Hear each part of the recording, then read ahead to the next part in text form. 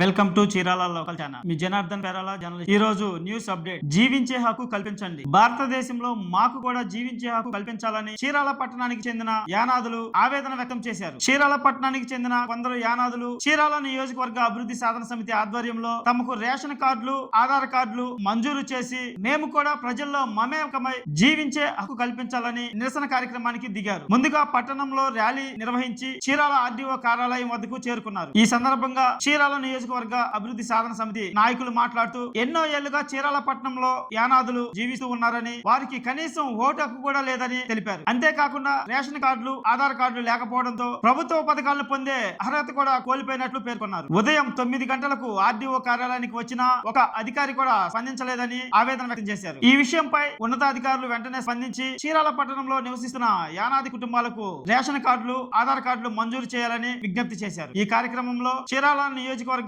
అభివృద్ధి సాధన సమితి నాయకులు ఆర్కే శీలం, ఊటుకూరి వెంకటేశ్వర్లు, బాబురావు తదితరులు పాల్గొన్నారు. చలో పిఠాపురం కార్యక్రమాన్ని విజయవంతం చేయండి. ఈ నెల 14వ తేదీ పిఠాపురంలో జరిగే జనసేన 12వ ఆవిర్భావ సభను విజయవంతం చేయాలని ఆ పార్టీ నాయకులు పేర్కొన్నారు. ఈ సందర్భంగా చీరాల రోటరీ క్లబ్ లో ఏర్పాటు చేసిన విలేకరుల సమావేశంలో జనసేన పార్టీ నాయకులు మాట్లాడుతూ జనసేన పార్టీ ఆవిర్భవించి 12 సంవత్సరాలు పూర్తి చేసుకున్న సందర్భంగా పార్టీ అధినేత పవన్ కళ్యాణ్ పిఠాపురం ఎమ్మెల్యేగా గెలిచిన సందర్భంగా పిఠాపురంలో ఆవిర్భావ సభను ఏర్పాటు చేయడం జరిగిందని తెలిపారు. అనంతరం చలో పిఠాపురం వాల్ పోస్టర్ ను ఆవిష్కరించారు. ఈ సమావేశంలో జనసేన పార్టీ నాయకులు ఆమంచి స్వాములు, గూడూరు శివరాం ప్రసాద్, మావిడాల శ్రీనివాసరావు, కిషోర్, మార్కండేయులు, మహిళా నాయకురాళ్లు లకాకుల లక్ష్మి, వీరమ్మ తదితరులు పాల్గొన్నారు.